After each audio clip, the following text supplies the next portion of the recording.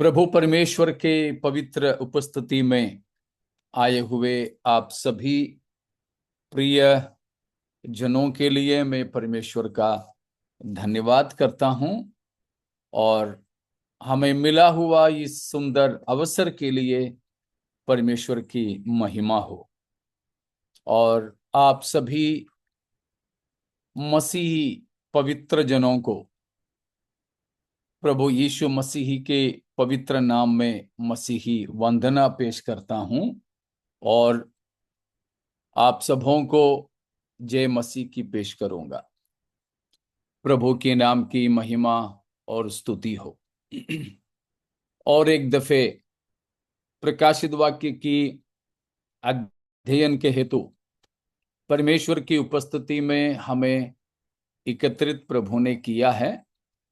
अलग अलग जगहों पर हम सबों को अभी तक परमेश्वर संभाले रखा, विश्वास में स्थिर रखा। परमेश्वर की महिमा और तारीफ करता हूं।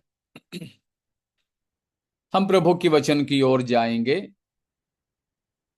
हम परमेश्वर की वचन की ओर जहां पिछले दिनों बंद किए थे वहां से आगे हम जाएंगे। आपको शायद याद होंगे हम कहां तक पहुंचे थे, है ना?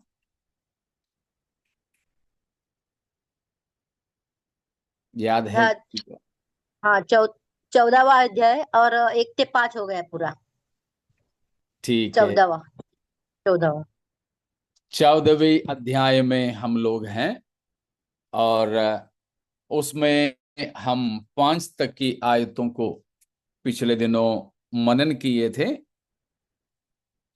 परमेश्वर आगे भी हमें प्रभु की वचन पढ़ने में, सीखने में मदद कर सकें। प्रार्थना पूर्वक हम परमेश्वर की उपस्थिति में रहेंगे। तो 1,44,000 लोगों के बारे में उनका पहचान हम देख रहे थे। ये 14वीं अध्याय की 1 से लेकर के आयतों से। तो उनके वे कौन हैं? मेमने के साथ, परमेश्वर के मेमने के साथ सियोन की पहाड़ पर 1,44,000 लोगों को यूहन्ना देखता है। वे कौन हैं? हम देख रहे थे। पहले तो हमने देखा, वे 7वीं अध्याय में हमने देखा हुआ 1,44,000 मोहरित लोग हैं और उनके माथे पर और उनके हाँ, सिर और माथे पर पिता परमेश्वर का और परमेश्वर की मेमना यानी यीशु मसीह का नाम छपा हुआ है। ठीक है। और उनके बारे में हमने और भी देखा 4था वचन में कि वे इस संसार की पाप में अपने आप को शामिल नहीं किया है और वे अपने आप को पवित्र रखा परमेश्वर के लिए।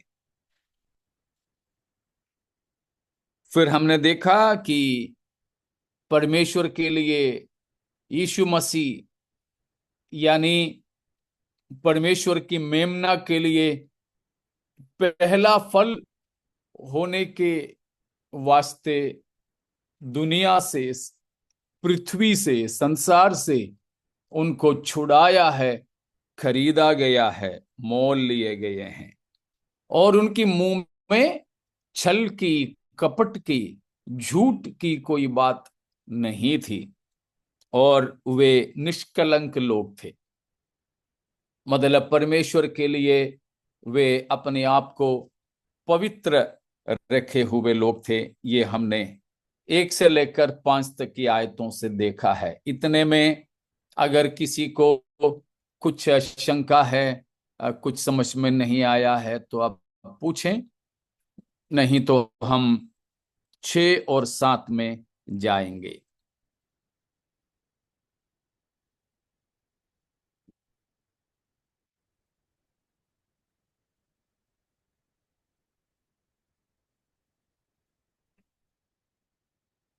कोई सवाल नहीं है?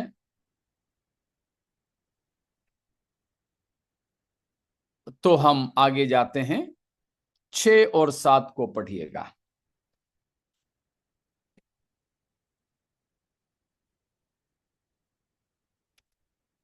कोई नहीं। फिर मैंने एक और स्वर्गदूत को आकाश के बीच में उड़ते हुए देखा, जिसके पास पृथ्वी पर के रहने वालों की हर एक जाति और कुल और भाषा और लोगों को सुनाने के लिए सनातन सनातन सुसमाचार था। उससे बड़े शब्द से कहा, आप परमेश्वर से डरो और उसकी महिमा करो, क्योंकि उसके न्याय करने का समय आ पहुंचा है। और उसका भजन गाओ, जिससे स्वर्ग और पृथ्वी और समुद्र और जल के सोते बनाए। हम इस 6वां पद से लेकर, पहले भी शुरुआत में भी मैंने बताया था कि कुछ स्वर्गदूतों के द्वारा संदेशों को सुनते हैं। स्वर्गदूतों के द्वारा संदेशों को सुनते हैं।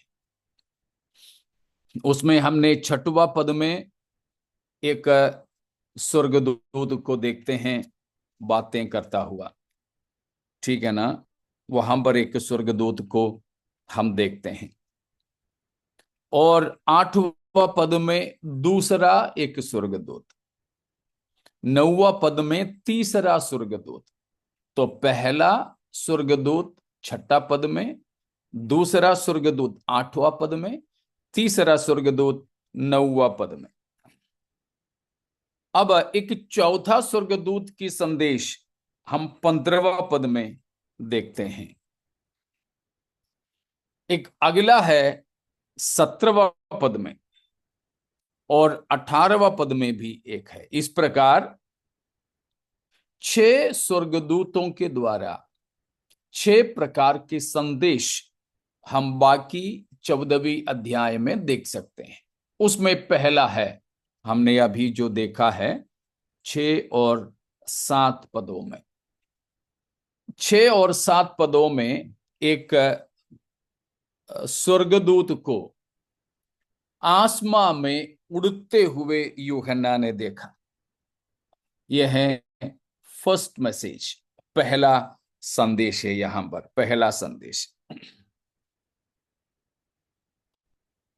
तो ये पहला संदेश में ये पहला स्वर्गदूत आसमां में उड़ते हुए नजर आ रहे हैं, उड़ते हुए है।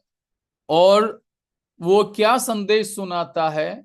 उसके पास क्या है? क्या है उसका संदेश? सर्वकालिक सुवार्ता। सार्वकालिक सुवार्ता, एक सनातन सुसमाचार, इटर्नल गॉस्पेल, एक सार्वकालिक सुवार्ता। किसके लिए सुना रहे हैं ये संदेश? ये सार्वकालिक सुवार्ता किसके लिए है? राष्ट्र और वंश। हाँ, पृथ्वी पर रहने वाले सभी जाति, भाषा, कुल के लोगों के लिए। उस समय जो भी पृथ्वी पे रहेंगे, सारे के सारे मनुष्यों के लिए होगा, सबके सबके लिए। ठीक है, सबके लिए होगा। ठीक है, क्या है वो संदेश? तो 3 बात है। एक, पहला स्वर्गदूत संदेश सुना रहा है, वो आसमां में उड़ता हुआ सुनाता है। आसमां में उड़ता हुआ सुनाने का मतलब है कि सबके लिए, सबके लिए, सबको सुनाई दे, सबको दिखाई दे।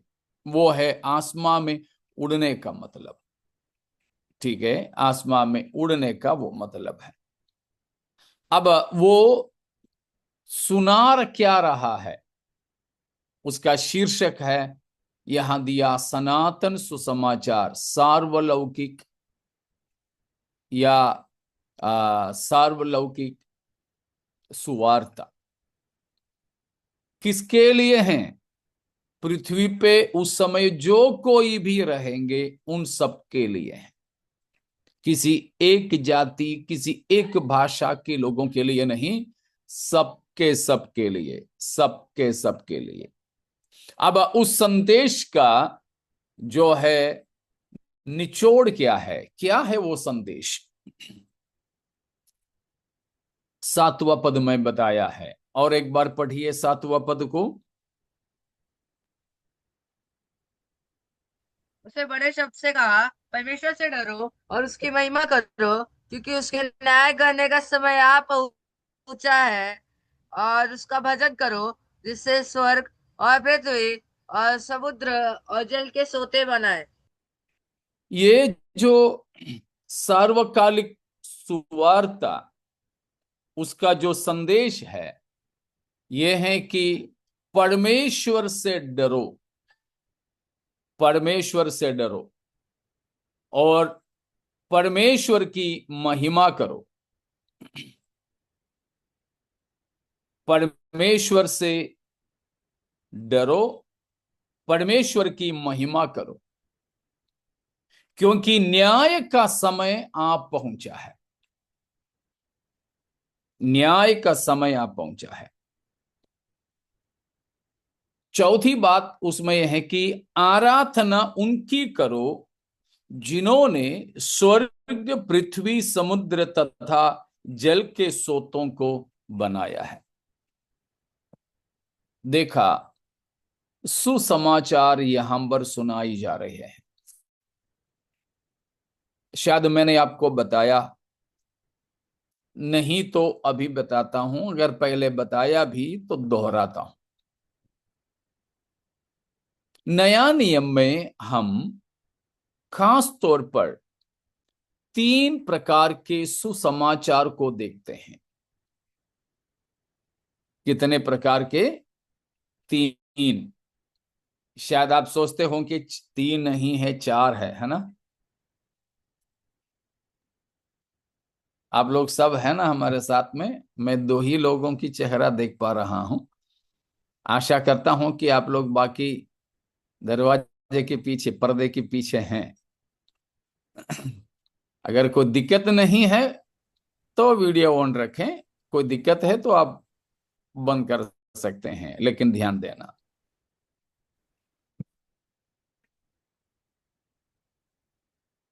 कितने प्रकार के सुसमाचार को आप जानते हो?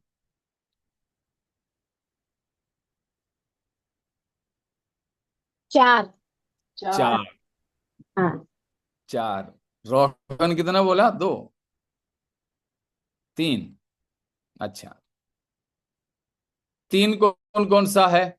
उसके बाद 4 वालों से पूछते हैं। उद्धार का सुसमाचार,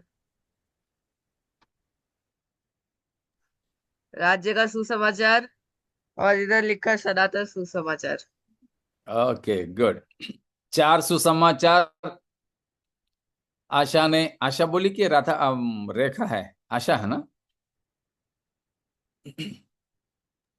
हाँ, मैं बोली हाँ, बस। तो 4 तो आपने कौन कौन सा सोचा है? उद्धार का सुसमाचार, सनातन काल का सुसमाचार, और रोमियो के पत्र में लिखे हैं चारों ये। अच्छा, हाँ, बता ठीक है, नहीं पा रहे। हाँ। ठीक है, ठीक है। तो वैसे तो 3 है, जैसे आप लोगों ने बोला है। पहला है राज्य का सुसमाचार।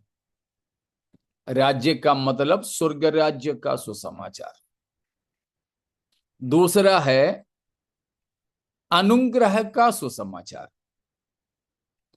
अनुग्रह का सुसमाचार। और तीसरा है अभी यहां हम जो देखते हैं वो है सनातन सुसमाचार।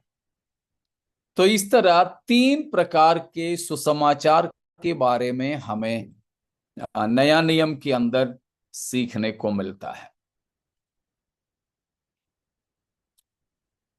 पहला तो राज्य का सुसमाचार। हमें पता है यूहन्ना बपतिस्मा दाता ने भी, हमारे प्रभु यीशु मसीह ने भी जो प्रचार करता हुआ सेवकाई उनके शुरू किए थे, वो ये सुसमाचार था। मरकुस के सुसमाचार पहला अध्याय का 15वां पद को पढ़िए, मरकुस 1:15, या फिर 14-15 दोनों मिला के पढ़िए।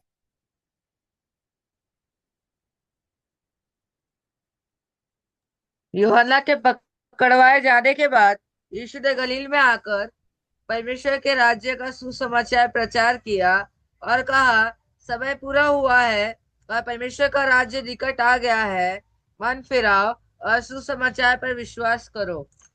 राज्य का, परमेश्वर के राज्य का सुसमाचार, gospel of the kingdom of God, परमेश्वर के राज्य का सुसमाचार।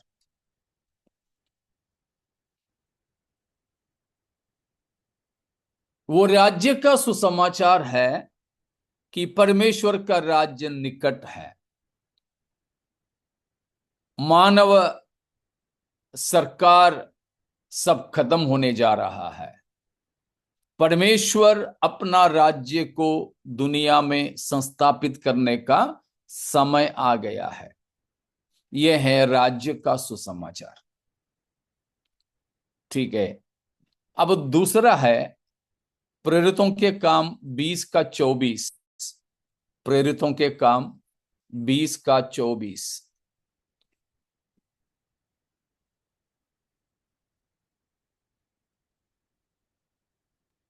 परंतु मैं अपने प्राण को कुछ नहीं समझता कि उसे प्रिय जानूं, वरन यह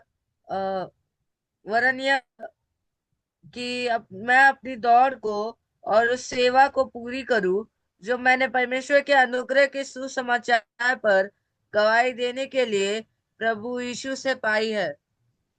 वहां दिया गया सुसमाचार का नाम क्या है? अनुग्रह परमेश्वर का सुसमाचार। हाँ, परमेश्वर का अनुग्रह का सुसमाचार, वो है मसीही सुसमाचार। ठीक है, वो that is the Christian gospel.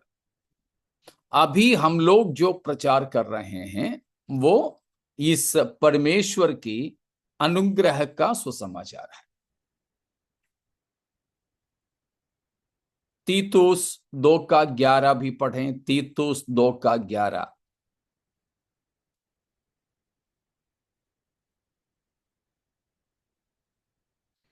जल्दी जल्दी जो निकालें पढ़ते जाएं। क्योंकि परमेश्वर का वह अनुग्रह प्रकट है जो सब मनुष्यों के उद्धार का कारण है। परमेश्वर का उस अनुग्रह प्रकट है जो सब मनुष्यों का उद्धार का कारण है। मतलब परमेश्वर के अनुग्रह सभी मनुष्यों के उद्धार के हेतु प्रकट हुआ है। ये जो अनुग्रह का सुसमाचार हमारे प्रभु यीशु मसीह के बारे में है। वैसे कहा जाए तो सभी कुछ यीशु मसीह से जुड़ा हुआ है, क्योंकि परमेश्वर का राज्य, उसमें राज करने वाला यीशु मसीह है। अनुग्रह का सुसमाचार में उद्धार देने वाला यीशु मसीह है, और सनातन सुसमाचार में भी यीशु मसीह है, वो मैं बताता हूं। तो यह है दूसरा सुसमाचार जो अभी हमने विश्वास भी किया है और हम प्रचार भी करते हैं। ठीक है, हम प्रचार भी करते हैं, हमने विश्वास भी किया है। वो यह सुसमाचार है जो अनुग्रह का सुसमाचार, gospel of the grace of God. क्योंकि प्रभु यीशु मसीह की क्रूस के द्वारा परमेश्वर ने सारे मनुष्यों के लिए अपना अनुग्रह को प्रकट किया। उस अनुग्रह के कारण परमेश्वर सभी पापियों को पाप क्षमा के लिए अपने क्रूस की ओर बुलाते हैं। हमें सुनने वालों में से कोई भी ऐसा है जिन्होंने अभी तक यीशु मसीह पर विश्वास नहीं किया, पापों से उद्धार नहीं पाया, आपके लिए है यह संदेश कि परमेश्वर आपसे भी अनुग्रह की बहुतायता को प्रकट किया है और आपको भी उद्धार देना चाहता है।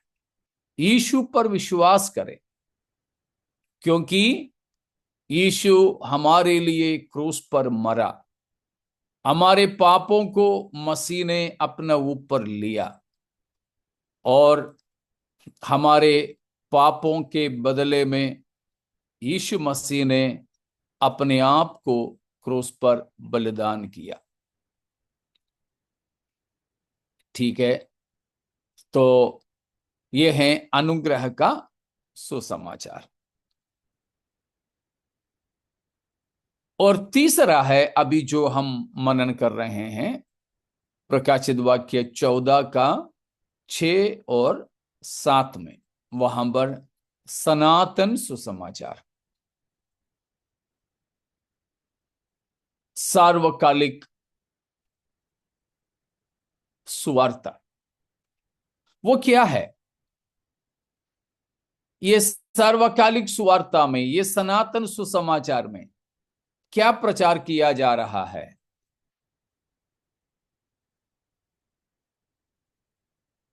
आपको क्या लगता है सबसे खास संदेश वहां क्या है? अनंतकाली जीवन। नहीं,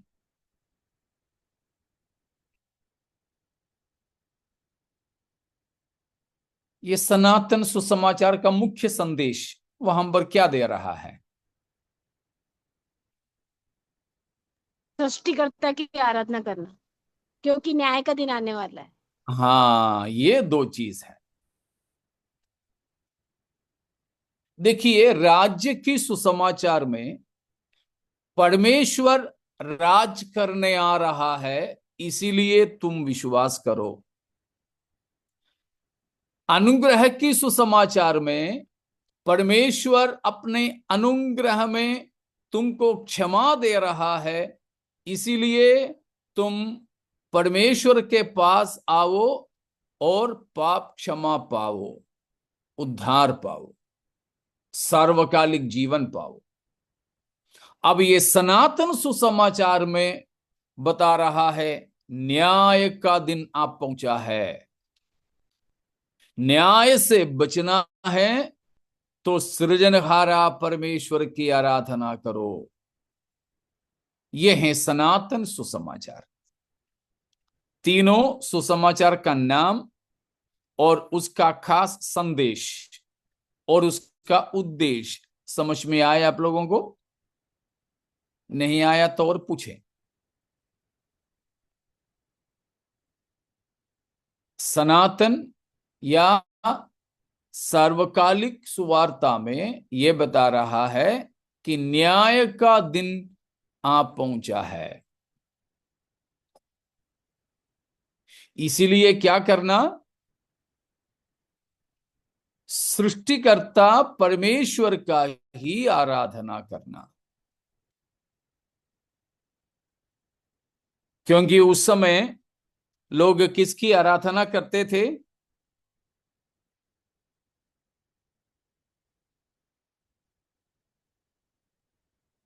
पशु और मूर्ति की, वो उसमें बताया है।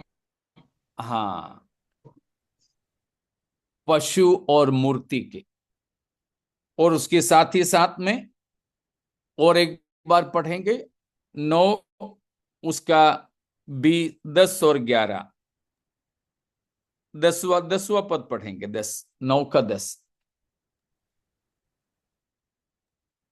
उनकी पूंछ बिच्छुओं की सी थी और उनमें डंक थे, और उन्हें 5 महीने तक मनुष्यों को दुख पहुंचाने की जो 9 शक्ति 9 मिली 9 का 10 पढ़ रहे हो क्या?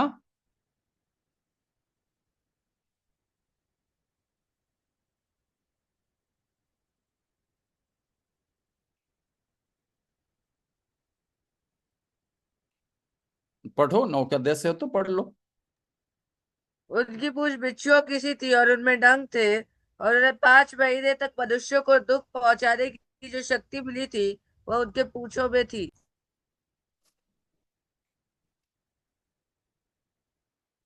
और उसका 20 है, 20 है, सॉरी 20। बाकी मनुष्य ने जो उन मरियो मरियो से न मरे थे, अपने हाथों के कामों से मन न फिराया कि दुष्ट आत्माओं की, और सुने वहां वहां और ध्यान दीजिए, वहां ध्यान दीजिए। वे उस समय के लोग किस किस की उपासना करते थे? आगे पढ़ो बेटा। दुष्ट आत्माओं की, और सोने और चांदी और पीतल और पत्थर और काठ की मूर्तियों की पूजा न करे, जो न देख सकती है, जो न देख, न सुन, न चल सकती है, और जो खून तो और बस बस टोना। उस समय लोग जो उपासना करते थे वो एक शब्द में बोले, मूर्तों के उपासना करते थे। सोना, चांदी, पीतल, पत्थर, खाट, किसी भी वस्तु के। तो ये साधारण सी बात थी मूर्ति पूजा। और मूर्ति पूजा में भी खाली किसकी मूर्ति की पूजा करना था? हमने 13वां अध्याय में देखा, पशु यानी झूठा मसीह का और उसकी मूर्ति का। उस समय की आराधना इन चीजों के होते थे, लेकिन सनातन सुसमाचार में परमेश्वर के दूत ने सारे के सारे लोगों को सुनने लायक स्थिति में बताया कि इन सारे चीजों से तुम मन फिराओ, केवल सृष्टिकर्ता परमेश्वर का ही आराधना करो। प्यारों, हमें और किसी भी वस्तु की या मूर्ति की आराधना नहीं करना चाहिए, चाहे किसी भी समय का हो। कुछ लोग हैं बाइबल की आराधना करते हैं, नहीं करना। कुछ लोग हैं क्रूस की उपासना करते हैं, नहीं करना। घर में क्रूस रखने से कोई फायदा नहीं। कई लोग सोचते हैं क्रूस देखता है तो शैतान भाग जाएगा, बिल्कुल भी नहीं। लोगों को सबसे ज्यादा डर किस जगह पे होता है, आपको मालूम है?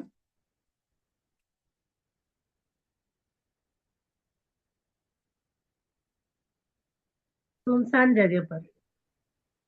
सुनसान जगह पे, अच्छा। शमशान घाट। शमशान घाट में, शमशान घाट में, सिमेट्री में।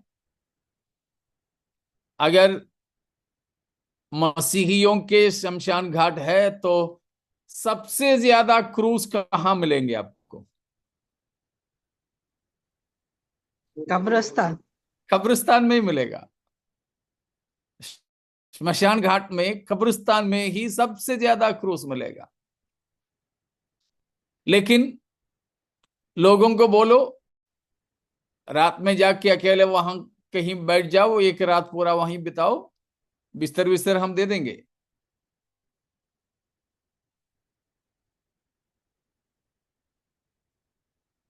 कोई जाएंगे क्या? अक्सर नहीं, है ना? क्यों? लोगों को डर लगता है। मुझे याद है जब मेरा भी जन्म एक नामधारी मसीह परिवार में हुआ था, तो नामधारी हमारे वहां पर नामधारी जो कलीसियाएं हैं, उस कलीसिया के एकदम पीछे तरफ ही श्मशान घाट है। हर कलीसिया का अपना अपना चर्च से जुड़े जुड़े हैं। हम लोगों को सबको सबसे ज्यादा डर तो वहीं जाने के लिए लगता था। आज भी अगर किसी श्मशान घाट के पास में कोई मकान बिकाऊ है तो सस्ते में मिल जाएगा, कोई नहीं लेता है।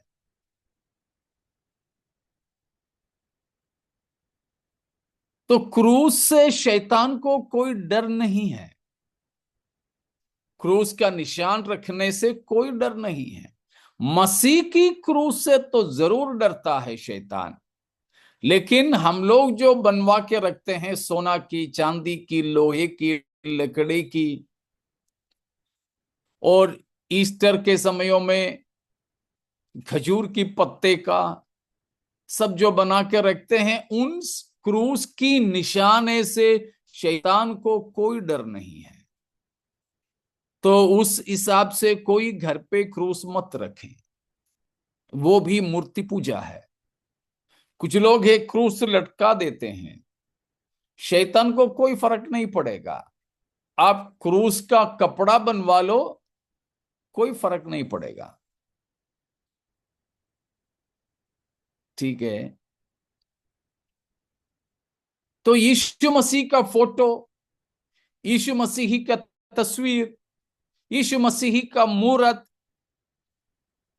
इन किसी भी चीज की उपासना नहीं करना।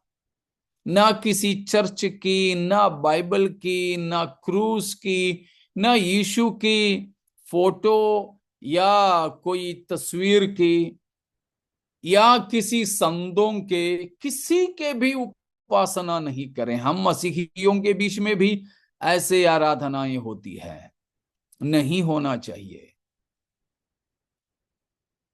मूर्तों की पूजा करना परमेश्वर के सामने सबसे बड़ा अपराध माना जाता है।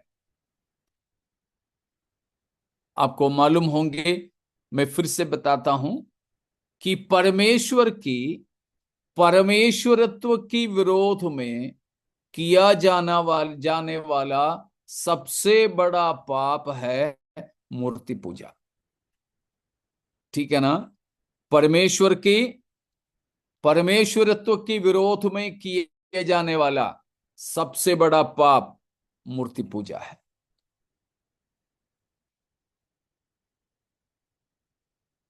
बिल्कुल भी हम ऐसे मूर्ति पूजा ना करें किसी भी वस्तु की। बाइबल और क्रूस सहित किसी भी वस्तु की उपासना ना करें। आराधना के लिए उन चीजों को घर पे ना रखें। बाइबल तो हमें घर पे रखना ही है, हमें चाहिए, पढ़ना है।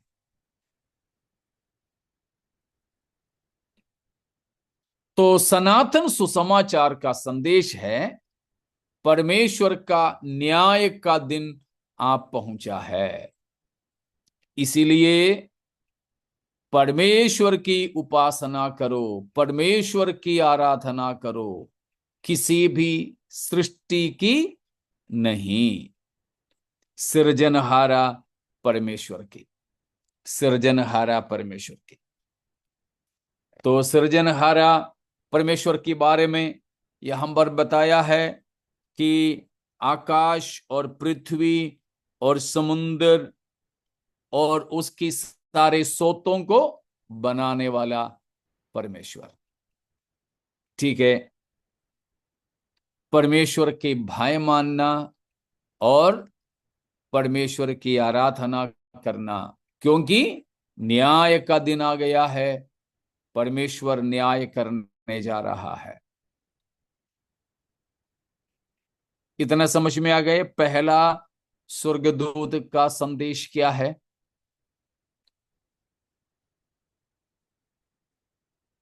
इतने में कोई शक है?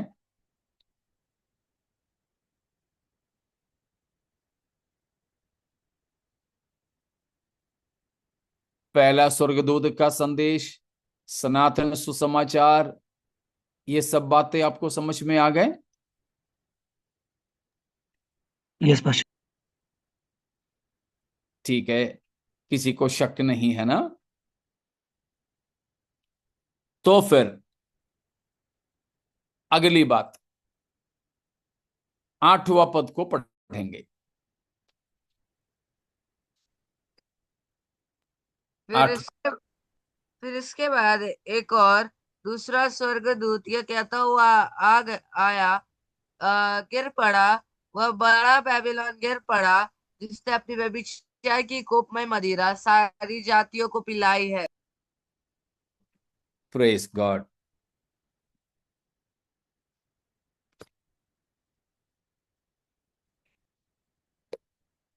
तो ये जो पहला स्वर्गदूत का संदेश 6 और 7 आयत में हमने देखा, वहां तक सुसमाचार सुनाने का जो है अनुग्रह और अनुमति केवल किसको ही था?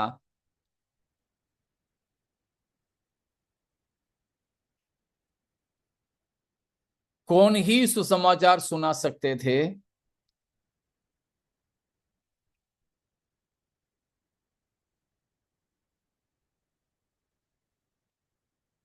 हेलो,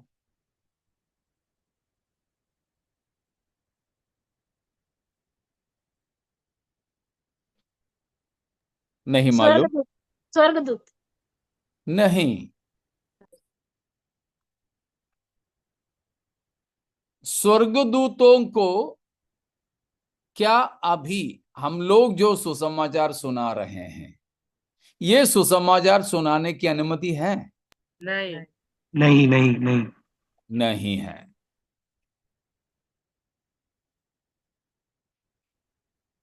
अभी जो है सुसमाचार सुनाने की अनुमति केवल हम ही लोगों को है। देखो, पहला पत्रस पहला अध्याय का 12वां पद, 11-12 मिला के पढ़ें तभी समझ में आए।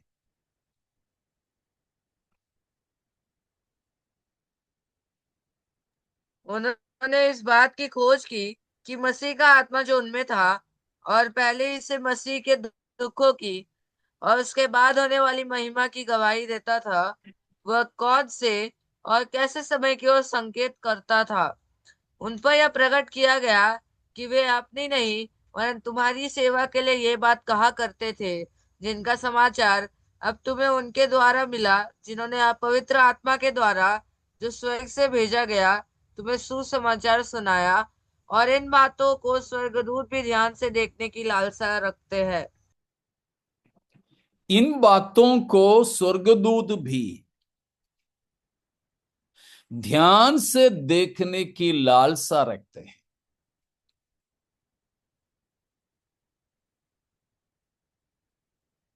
अभी हम जो सुसमाचार सुनाते हैं, ये सुसमाचार सुनाने की अनुमति स्वर्गदूतों को नहीं है।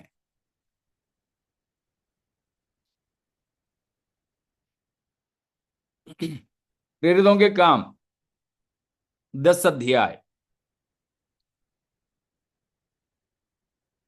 उसका 3रा वचन, प्रेरितों के काम 10 का 3।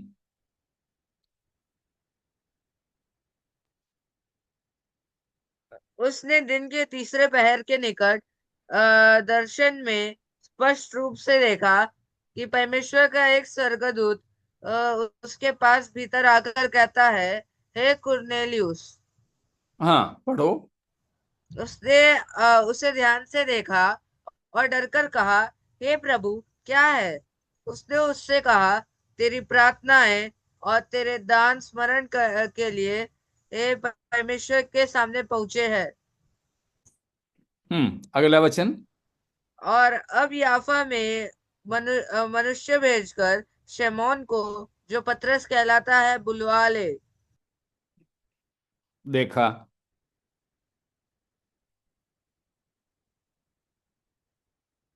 कुरनेलियस नाम का एक व्यक्ति के पास बड़ा भक्त था। परमेश्वर ने अपने स्वर्गदूत को भेजा और उससे कहलवाया कि तू शिमोन को बुलवा ले और शिमोन तुम्हें आगे की बातें बता देगा। क्या वो स्वर्गदूत ये जो कुरनेलियस को पूरा सुसमाचार सुना नहीं सकता था?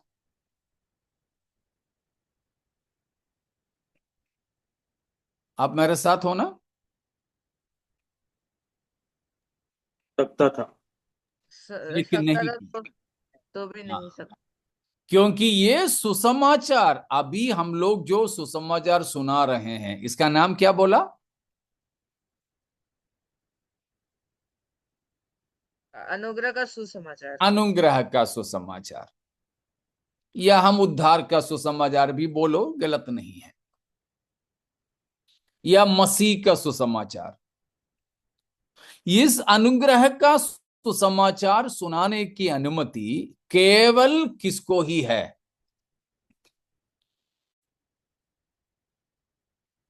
हमें है। हमें है। हम मतलब जिन्होंने उद्धार पाया, केवल उन्हीं को है। अगर स्वर्गदूत कहें कि मुझे भेजो प्रभु, मैं जाके सुसमाचार सुनाऊं, नहीं, अनुमति नहीं है, अनुमति नहीं है।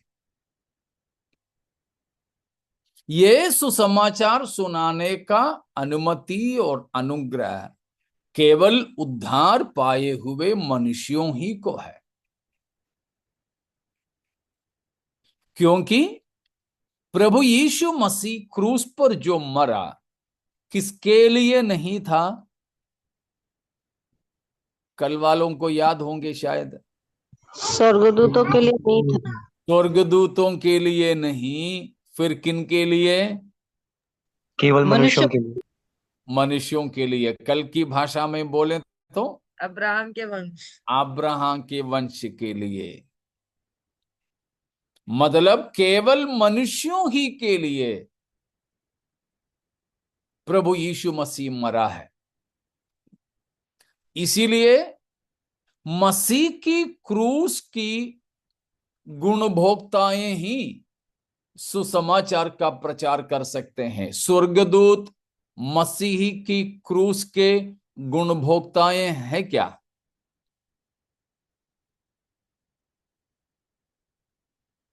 स्वर्गदूतों में से कोई भी यीशु मसीही क्रूस पर मरने की गुणभोक्ताएं हैं? नहीं। नहीं, नहीं। नहीं है, केवल हम ही हैं। इसीलिए हम ही सुसमाचार सुना सकते हैं। लेकिन अब है पहली बार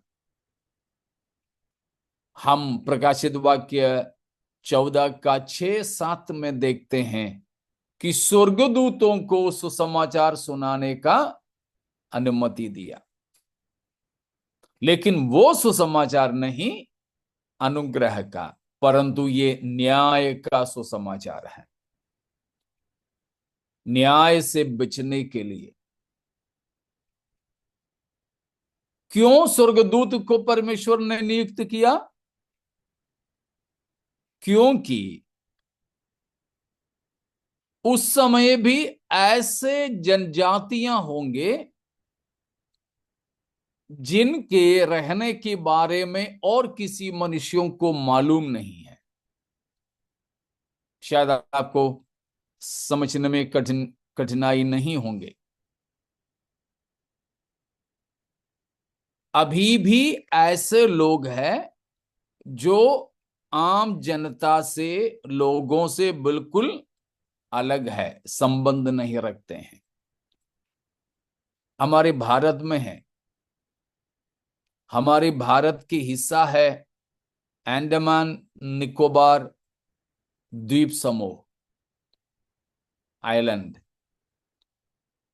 अंडमान निकोबार टापुएं। उन टापुओं के किनारे में ऐसी जंगलें हैं जहां अभी भी ऐसे आदिवासी जंगलवासियां रहते हैं जो कपड़े नहीं पहनते। हम लोगों को इंसान नहीं समझते, हमको दुश्मन समझते हैं। हमारी किसी की भाषा उनको नहीं मालूम है। उनको टीवी क्या है, मोबाइल फोन क्या है, ठीक है, ये कुछ नहीं मालूम। जंगल में, घने जंगलों में रहते हैं। आपको याद होंगे कुछ साल पहले अमेरिका से 26 साल का एक जवान उन लोगों के बीच में सुसमाचार सुनाने के लिए गया था। वहां जाना कानून के हिसाब से अपराध है।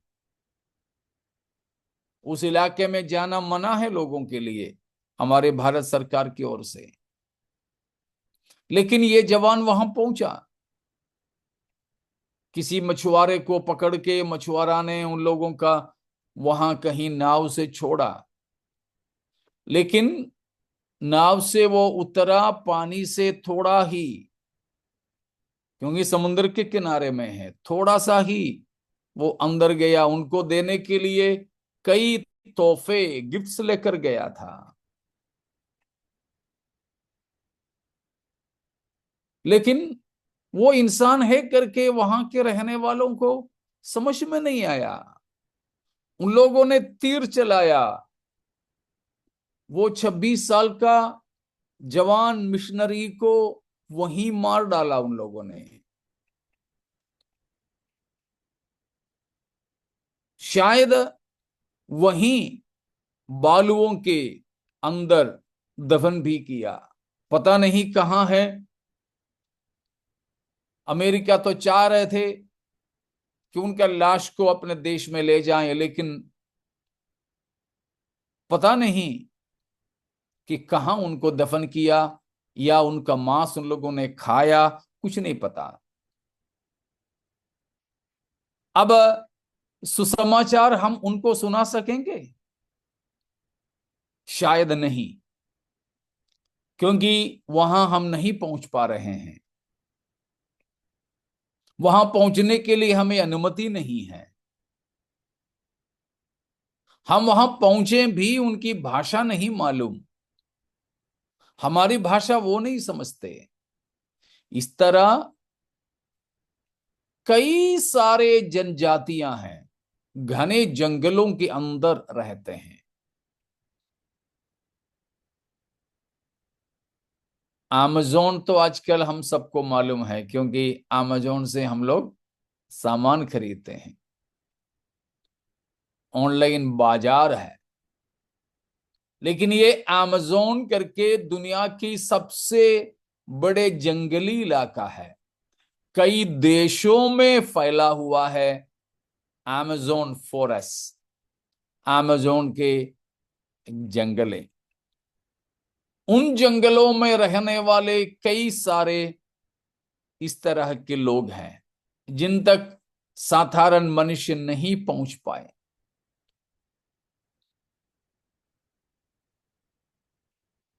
आज भी मैंने अखबार में ऐसा एक गोत्र के बारे में पढ़ा जो अपने लोगों के मृत्यु होने के बाद 30 दिन 40 दिन तक उनकी लाश को पेड़ों की पत्तों के द्वारा ढक कर के रखते हैं और उनके शरीर को सड़ने देंगे। 30 दिन 40 दिन में पूरा शरीर सड़ करके हड्डी हड्डी बचेगी। उसके बाद वे लोग वो हड्डी लेकर के जला देंगे। जलाकर वो राख सूप बनाकर पीते हैं। इस तरह की कई काम करने वाले जंगलों में रहने वाले लोग हैं, शिकार करके खाने वाले। खाना पकाना अभी भी नहीं आता है, घर नहीं है, जानवरों की जैसा हर मौसम में जंगलों में रहते हैं। उनकी भाषा नहीं पता, सुसमाचार उन तक पहुंचाना शायद हमारे जमाने में भी नहीं होगा। यीशु मसीह आने से पहले शायद इन जनजातियों तक हम लोग पहुंच भी नहीं पाएंगे। समझ में आ रहा होगा आपका? इस तरह के लोगों को कौन परमेश्वर के बारे में बताएंगे? मनुष्यों से संभव है? नहीं। उसीलिए परमेश्वर इस स्वर्गदूत को इस्तेमाल करता है, आसमान में उड़कर सब लोगों को, सब जाति, भाषा और कौम के लोगों को ये सुनाते हैं, न्याय करने के लिए प्रभु आ रहा है, सब मनुष्यों के न्याय होने जा रहा है, मूर्ति पूजा करने वालों को दंड मिलेगा, इसीलिए वो सब छोड़ो, सृष्टिकर्ता परमेश्वर की उपासना करो। तो ये पहली दफा है सुसमाचार स्वर्गदूतों के द्वारा सुना रहे हैं। कोई शक है, शंका है?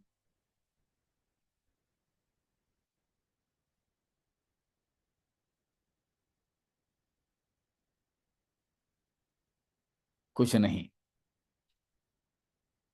तो हम 8वां वचन में जा रहे हैं।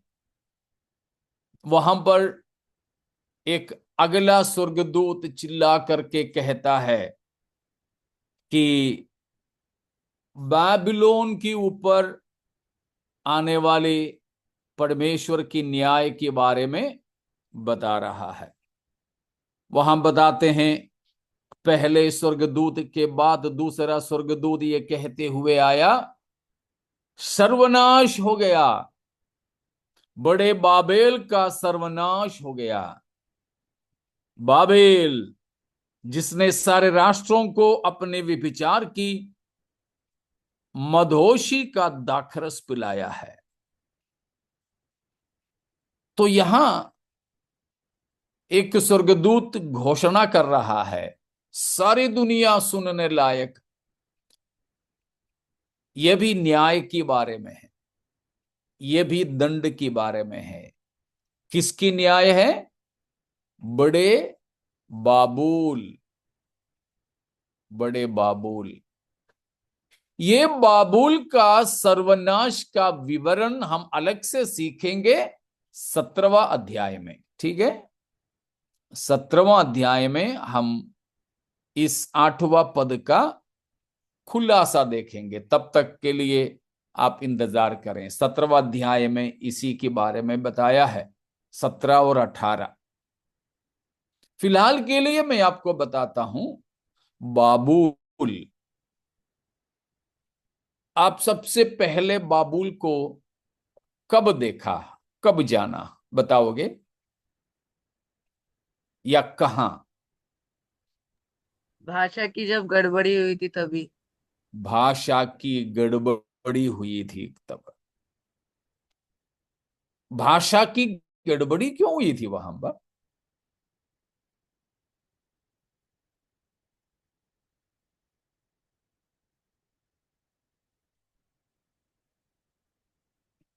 वहां क्या हो रहा था? गुम्मट बना रहे थे बड़ा। हाँ, बाबुल की गुम्मट बना रहे थे। तो वहां पर हैं, हम बाबुल को सबसे पहले देखते हैं। उत्पत्ति के पुस्तक में है। हम उसका विवरण अभी नहीं देखेंगे, 17वां अध्याय में जब आएंगे तब अपन देखेंगे उसको। 10 अध्याय में हम लोग देखते हैं, 10 की 6 से लेकर की पदों में है, जहां नूह के 3 पुत्र, उनमें से हाम, ठीक है ना, शेम, हाम, यापेत, नूह के ये 3 बेटे थे। उनमें से हाम, हाम को आप पहचानते ना?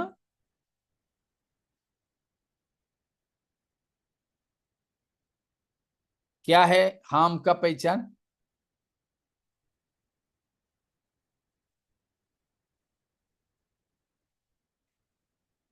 हाम था इन तीनों में से श्रापित बेटा, जिसको पापा नूह ने श्राप दिया था। ठीक है, तो उनके पुत्रों के बारे में हम यहां पर पढ़ते हैं। हाम के पुत्र कूश, मिस्र, पूत, कनान, और उसके बाद कूश की बच्चों के बारे में बताया है। और 8वां पद में निम्रोद नाम का एक व्यक्ति को देखते हैं, और उसका 10वां पद को पढ़िए। उसके राज्य का आरंभ शिनार देश में बेबीलोन, एरेक, अकद और कलने से हुआ। यहां पर हम पाते हैं निम्रोद की देश का आरंभ कहां हुआ? बेबीलोन, एरेक, अकद और कलने।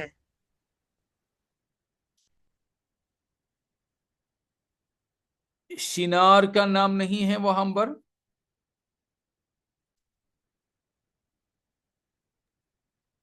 शिनार देश में लिखा है ऐसा। हाँ, शिनार देश में, शिनार देश में।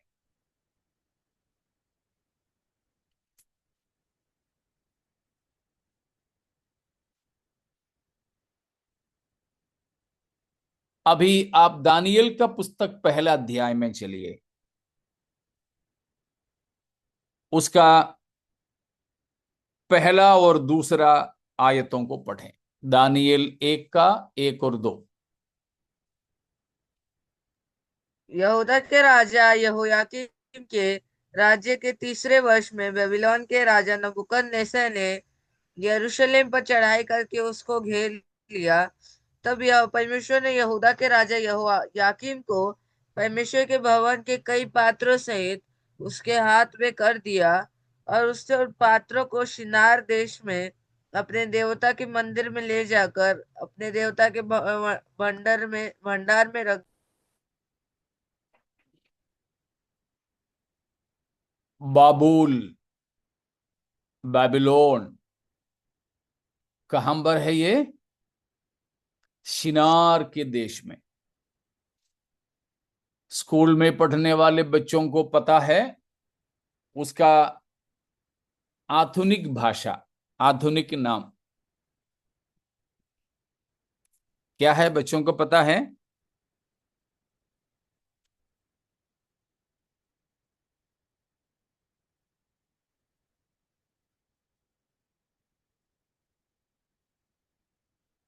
नहीं मालूम?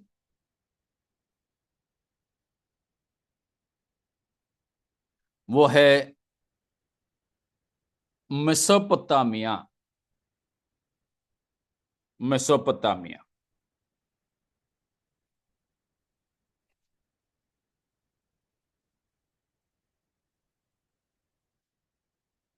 प्रेरितों के काम 7 अध्याय का पहला वचन को पढ़ें, पहला और दूसरा। प्रेरितों के काम 7 का 1 और 2।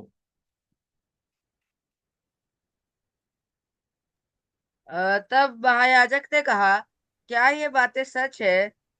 स्तिफनुस ने कहा, हे भाइयों और पितरों, सुनो। हमारा पिता अब्राहम हारान में बसने से पहले जब मेसोपोटामिया में था, तो तेजोमय कहां पर था? मेसोपोटामिया। मेसोपोटामिया। स्कूल में पढ़ने वाले बच्चों को ये नाम तो मालूम है, मेसोपोटामिया। इब्राहिम उस इलाके से निकले हैं, मेसोपोटामिया। मेसोपोटामिया का मतलब शायद आपको मालूम होंगे, है ना?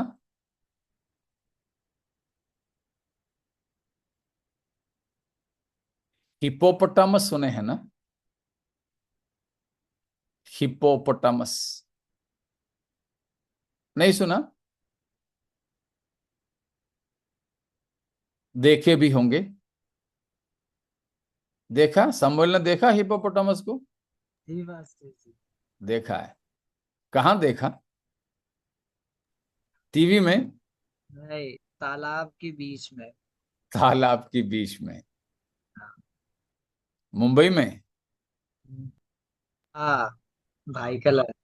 भाईकला में, जू में, है ना? तो हिप्पोपोटामोस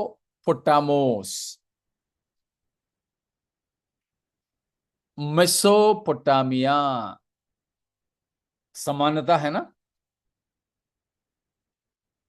पोटामोस मतलब है नदी,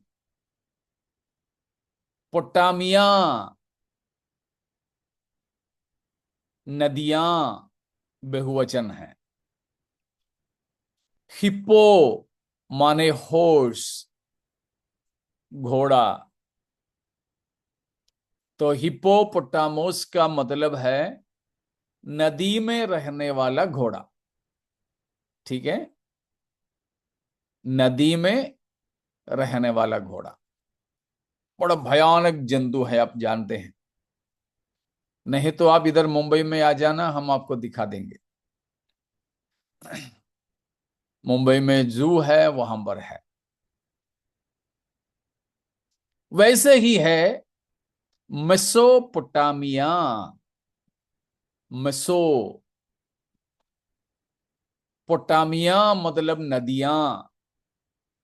मेसो बीच में, तो दो नदियों के बीच की जगह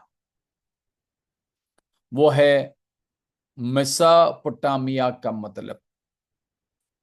बिटवीन टू रिवर्स, दो नदियों के बीच की जगह।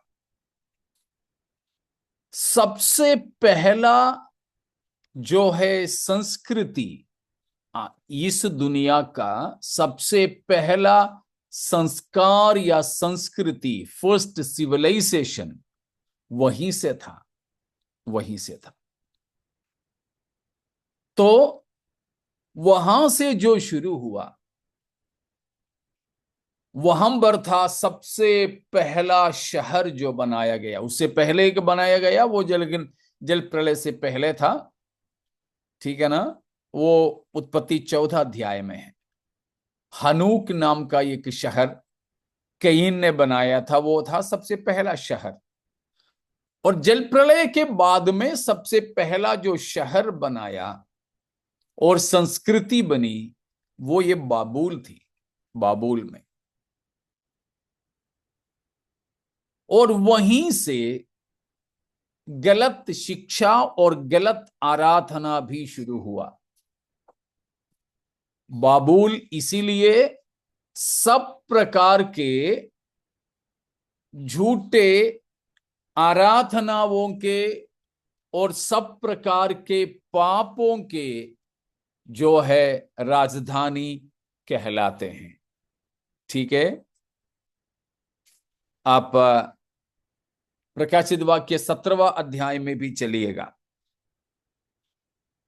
उसका 5वां पद को पढ़िए। 17 का 5।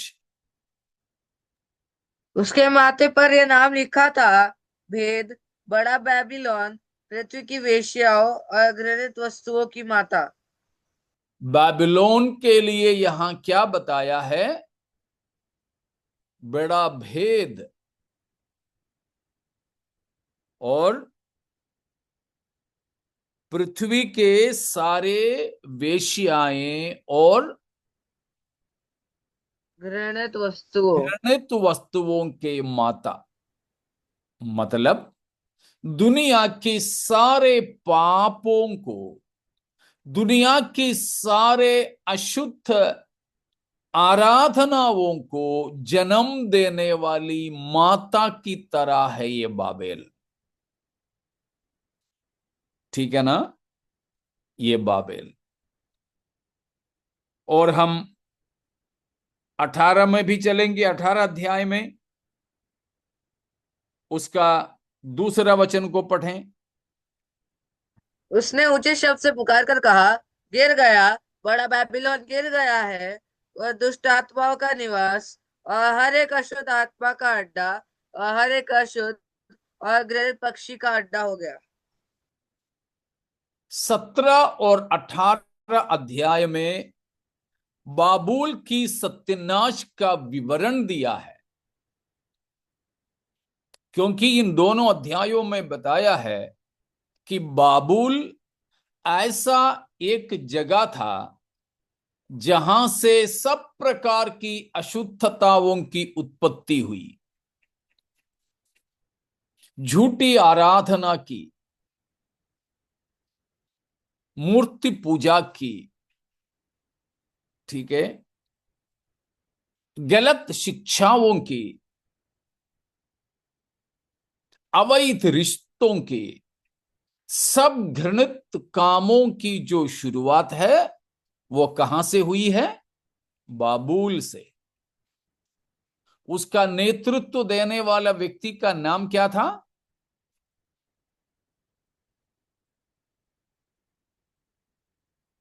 निम्रोद। उत्पत्ति 10:9 में हम पढ़े थे, निम्रोद। और उसकी नेतृत्व में उसने एक बड़ा गुम्मट बनाया। सब मनुष्यों को उसने परमेश्वर के विरोध में इकट्ठा किया। समझ में आ रहा ना? उस वजह से परमेश्वर क्या करता है? इस बड़े बाबुल को दंड देता है। प्रकाशित वाक्य 17 और 18 अध्यायों में वो बाबुल का पतन, बाबुल का गिर जाना हम देखते हैं। उसका प्रचार करके सुना रहे हैं। 14वीं अध्याय की 8वीं वचन में स्वर्गदूत ने क्या कहा? गिर गया, गिर गया, सर्वनाश हो गया, बड़े बाबेल का सर्वनाश हो गया। बाबेल जिसने सारे राष्ट्रों को अपने व्यभिचार की मधोशी का दाखरस पिलाया है। यहां जो व्यभिचार करके कहा है वो आत्मिक व्यभिचार के बारे में है। सच्चा परमेश्वर के अलावा झूठे धर्मों को बनाकर झूठे देवताओं को प्रस्तुत करने की स्थिति, उसके लिए यहां आत्मिक भाषा में यह शब्द का इस्तेमाल किया है। समझ पा रहे हो? समझ पा रहे हो? यस पास्टर जी। ठीक है, सबको समझ में आ रहा ना? कोई दिक्कत है तो बताइए। हम लोग 14वीं अध्याय की 8वीं वचन में हैं। वो 8वीं वचन में बाबुल के बारे में बताया, बाबुल की सर्वनाश के बारे में बताया। वो बाबुल, उसकी शुरुआत हम उत्पत्ति 10 अध्याय में निम्रोद के समय में देखते हैं। वहीं से मूर्ति पूजा शुरू हुआ। और अभी भी बाइबल पूरा भी देख लो आप, बाबुल मूर्ति पूजा का एक प्रतीक है, गलत धर्म का एक, गलत आराधना का एक प्रतीक है। लेकिन परमेश्वर उसे दंड देता है, सर्वनाश करता है। इससे पहले कि प्रभु यीशु मसीह अपना राज्य स्थापित करें, परमेश्वर बाबुल पर अपना दंड चलाता है। एक धार्मिक बाबुल भी है और एक आर्थिक बाबुल भी है। प्रकाशित वाक्य 17 अध्याय में रिलीजियस बाबिलोन है, धार्मिक बाबुल है, धर्म आराधना संबंधी है। वहां 18वां अध्याय में अर्थव्यवस्था है, economic Babylon, world trade centre, WTC। लेकिन 14वीं अध्याय की 8वीं वचन में ही स्वर्गदूत ने घोषित कर दिया, वो बाबुल गिर गया है, गिर गया है। परमेश्वर का न्याय उस पर हो रहा है। इतने में कोई शक है तो पूछिए।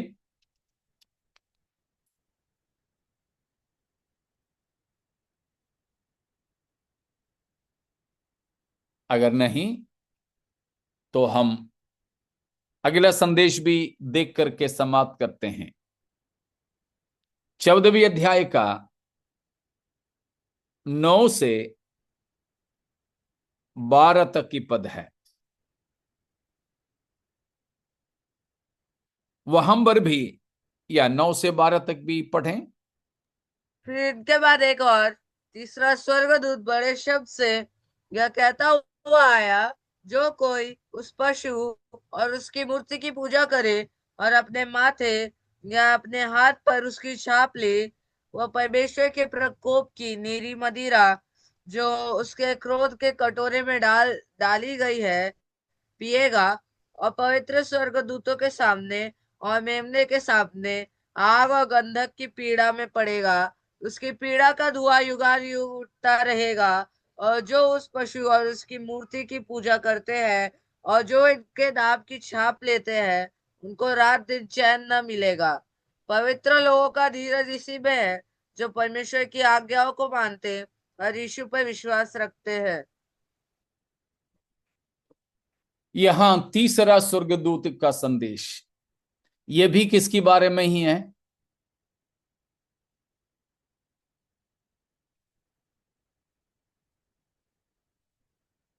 यह संदेश भी किसके बारे में है? आप लोग भी मेरा साथ में चलिए। मैं पूछता हूं इसलिए कि आप लोग भी समझने की कोशिश करें।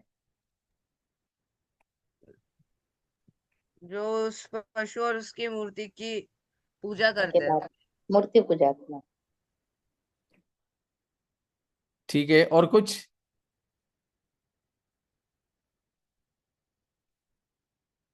बाबुल के बारे में। परमेश्वर की क्रोध के बारे में। इधर भी संदेश, ये तीसरा संदेश भी परमेश्वर की क्रोध और दंड के बारे में है। The third message is also about the wrath of God, the judgment of God, and the condemnation. ये तीसरा संदेश भी परमेश्वर की क्रोध, परमेश्वर का न्याय और परमेश्वर के दंड के बारे में है।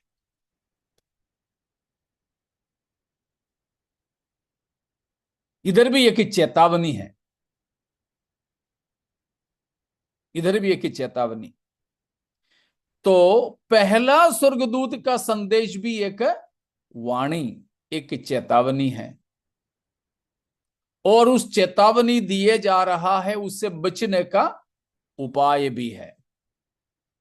ये तीसरा स्वर्गदूत भी एक चेतावनी दे रहा है, लोगों को चिता रहा है। किसके विरोध में? मूर्ति पूजा के विरोध में, झूठा मसीह की उपासना करने की विरोध में। ठीक है, झूठा मसीह की, वो है पशु और उसकी मूर्ति, हमने 13वां अध्याय में देखे थे। झूठा मसीह और उसकी मूर्ति की उपासना करने के विरोध में यहां तीसरा स्वर्गदूत चेतावनी देता है। उसकी उपासना करेंगे तो क्या है? चेतावनी क्या है? चेतावनी क्या दिया है? परमेश्वर की प्रकोप की मदिरा पिएगा। हाँ, और 10 पद में बताया है, वो भी परमेश्वर की क्रोध का मदिरा, दाखरस पिएगा। दूसरा बात, जो, मेमने, हाँ पवित्र स्वर्गदूतों और मेमने के सामने आग और गंधक की पीड़ा में रहे। हाँ, दाखरस पिएगा जो परमेश्वर की क्रोध के प्याले में ही उंडेली गई है। उसे पवित्र स्वर्गदूतों तथा मेमने की उपस्थिति में आग व गंधक की घोर पीड़ा दी जाएगी। और यहां warning about God's wrath and the final destination of hellfire for the disobedient, rebellious, idolatrous people, जो बलवा करके अनाज्ञाकारी होकर झूठा मसीह और उसकी मूरत की पूजा करने वाले सभी के सभी पापियों को मिलने वाला आनंद आग की झील की दंड के बारे में यहां बताया है। किसी का चेहरा परमेश्वर नहीं देखेंगे। इस दंड से बचने के लिए क्या उपाय है? वो है, हमने 6-7 में पढ़े थे, परमेश्वर के भयमान और सृजनहारा परमेश्वर की आराधना करो, नहीं तो ये दंड है। क्या है? परमेश्वर की क्रोध की मदिरा, परमेश्वर की क्रोध की प्याले में से पीना पड़ेगा। उसका मतलब है आग और गंधक जलते रहने वाले नरक में, आग की झील में इन लोगों को हमेशा हमेशा के लिए तड़पता रहना पड़ेगा। वहां से छुटकारा है? जमानत मिलेगा? नहीं। आजकल तो जेल में डालने वालों को जमानत भी मिलता है, उसके बाद में परोल भी मिलता है। परोल का मतलब जेल से छुट्टी मिलती है, 1 महीना, 2 महीना, 9 महीना, 1 साल, फिर बाद में वापस हाजिरी लगाने जाना है। लेकिन नरक में न जमानत है और ना ही परोल है। तो दिन रात, ठीक है, वहां पर लिखा है कि उनकी पीड़ा का धुआं निरंतर उठता रहेगा तथा उन्हें ना तो दिन में चैन मिलेगा और ना रात में। रात और दिन एक जैसा ही इन सबको पीड़ा में तड़पते रहना पड़ेगा, तड़पते रहना पड़ेगा। यह है तीसरा स्वर्गदूत का संदेश। इतने में कोई शक है? नो। ठीक है। तो प्यारों, वहां पर जो 12वां पद में लिखा है, इसके लिए आवश्यक है पवित्र लोगों का धीरज, जो परमेश्वर की आज्ञाकारी हैं तथा जिनका विश्वास मसीह यीशु में है। तो आइए प्यारों, हम प्रभु में धीरज रखकर मसीह यीशु पर विश्वास रखते हुए अपने जिंदगी को आगे व्यतीत करें, ताकि शैतान और उसकी दूतों के लिए तैयार किया गया नरक से हम बचें, परंतु परमेश्वर की मेमना हमारे प्रभु यीशु मसीह के संग हमेशा हमेशा हम रह सकें, मसीह के साथ हम राज्य कर सकें। आइए अपने जीवनों को हम समर्पित करेंगे, हम अपने परमेश्वर से प्रार्थना करेंगे।